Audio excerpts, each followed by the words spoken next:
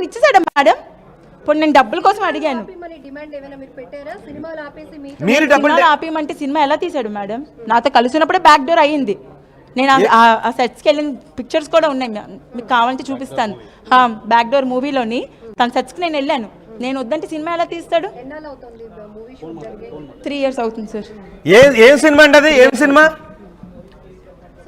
Back door అండి. Back door పూర్ణతో తీసాడు back door. మళ్ళీ చెప్పాడు పూర్ణ కూడా నన్ను రమ్మనింది, పూర్ణ కూడా నాతో డేట్ చేయమనింది అని అడిగాడు.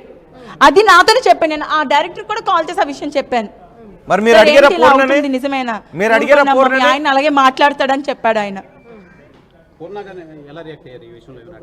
లేదు సార్, అడగలేదు. పూర్ణ వరకు ఆ విషయం వెళ్ళిందో లేదో కూడా నాకు తెలియదు.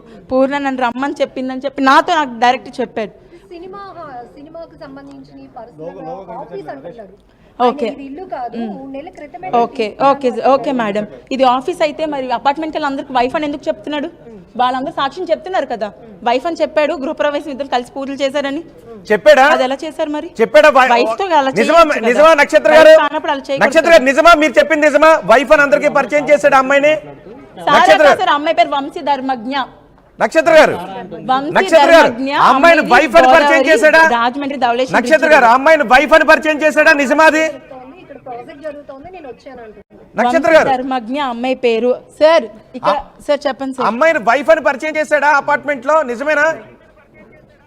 వైఫ్ అనే పరిచయం చేశాడు. మీడియా వచ్చినప్పుడు వాళ్ళిద్దరు రెడ్ హ్యాండెడ్ గా దొరికిపోయినప్పుడు షీఈ్ మై వైఫ్ అని మొత్తం మీడియాకి విజువల్స్ ఇచ్చారు సార్ అబ్బాయి. అవి మీడియాలో ఉన్నాయి కదా మేడం. షీఈ్ మై వైఫ్ అని పరిచయం చేశాడు అందరికి. అపార్ట్మెంట్ వాసులు కూడా వాళ్ళిద్దరు ఎక్కడ అకామిడేషన్ ఏంటి సార్? ఆఫీస్ రూమ్ కి సంబంధించిన ఏమైనా ఉన్నాయా అక్క చెప్పండి. అవును, కుర్చీ బెడ్ వేస్తుంది, అది కూడా సంబంధించి. ఇప్పుడు ఒక మీడియా ఆఫీస్ అనుకోండి, 4 కెమెరాలు 4 మైకులు, ఒక జర్నలిస్ట్ ఉంటారు. మరి అది ఏ ఆఫీస్ అని ఉన్నదండి? అది కూడా అడిగాం మీ భర్తని, అది కూడా అడిగాం. చాలా మంది గెస్ట్లు వస్తారు, పడుకోవడానికి బెడ్ చేస్తాం, సరిపోకపోతే వేరే హోటల్లో కూడా బెడ్ తీసుకుంటాం అని చెప్తున్నారు. మరి వైఫ్ అని ఎలా చెప్తారు సార్? వైఫ్ అని ఎలా చెప్పారు? అపార్ట్మెంట్ మొత్తానికి వైఫ్ అని ఎలా చెప్పారు? ఒకసారి అపార్ట్మెంట్ వాసులతో మాట్లాడిపిస్తారా? మా కెమెరా మిమ్మల్ని ఫాలో అవుతుంది, ఒకసారి అడుగుతారా చెప్పారా లేదా అని? ఒకసారి వెళ్ళండి అపార్ట్మెంట్ కెమెరా ఫాలో అవుతుంది. శివరామకృష్ణ కెమెరా ఫాలో చేయండి. అపార్ట్మెంట్ వాసులతో అడుగుతారా? మేడం అపార్ట్మెంట్ వాచ్మెన్ ఒకసారి అడగండి. ఒకసారి మీరు అపార్ట్మెంట్ వాచ్మెన్ ఏరి అపార్ట్మెంట్ వాచ్మెన్ మీరేనా? అపార్ట్మెంట్ వాచ్మెన్ అమ్మా, వాచ్మెన్ వస్తారు అడగండి.